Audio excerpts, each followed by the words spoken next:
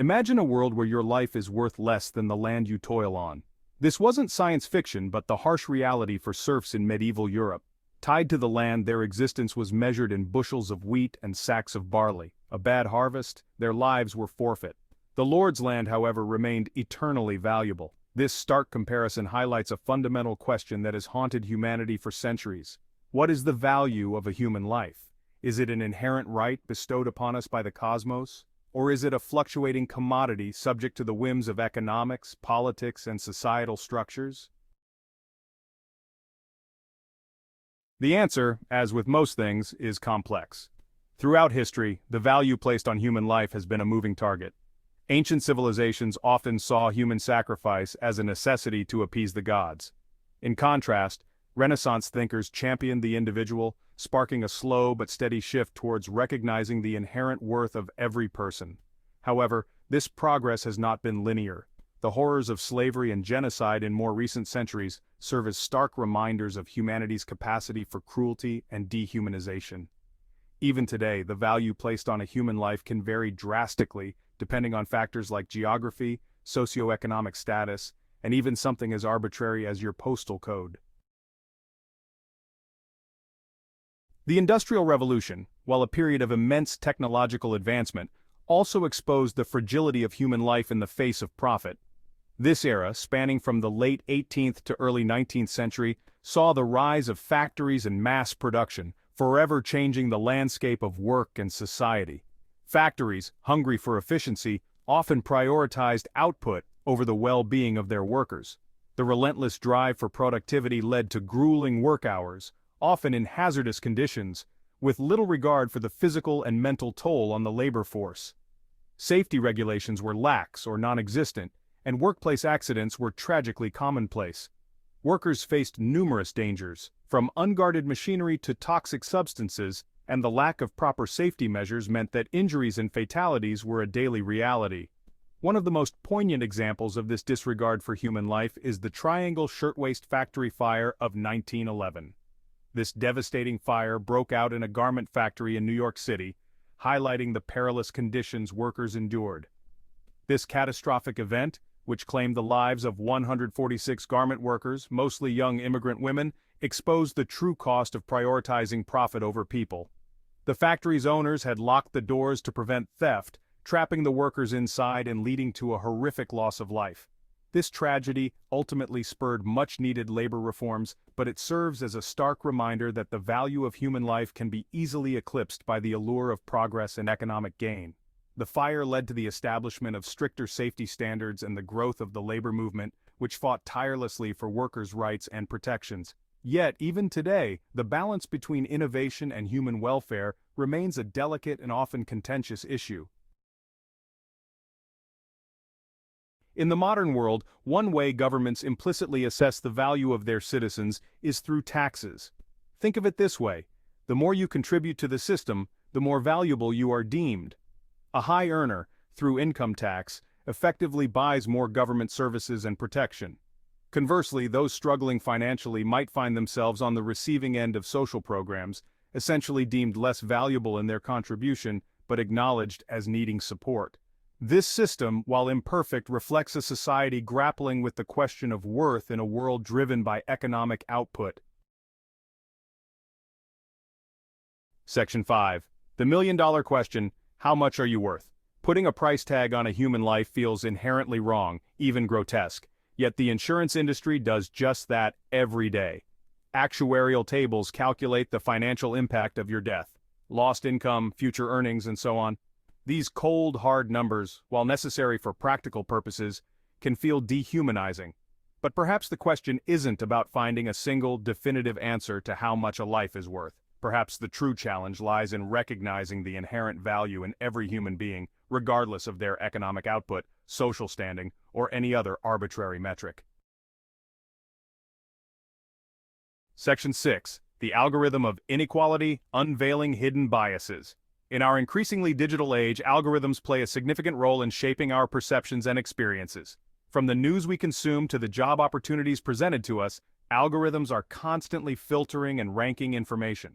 However, These seemingly objective systems can perpetuate and even amplify existing societal biases. For example, facial recognition software has been shown to be less accurate when identifying individuals with darker skin tones. This disparity, while seemingly technical, can have real-world consequences, potentially leading to misidentification by law enforcement and further perpetuating systemic racism. Section 7. Celebrity status, living proof that not all lives are created equal. The cult of celebrity offers another lens through which to examine the varying values placed on human life. The deaths of famous musicians, actors, and athletes often dominate headlines and spark global outpourings of grief.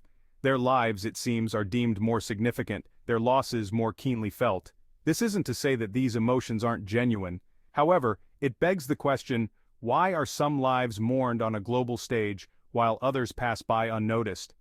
The answer, in part, lies in the narratives we construct around fame and the human desire to connect with something larger than ourselves.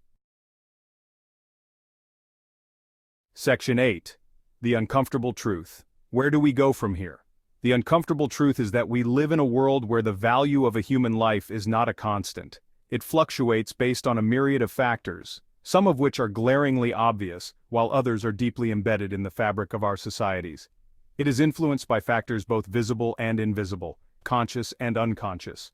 These factors include race, gender, socioeconomic status, and even geographical location. The disparities are stark and often disheartening.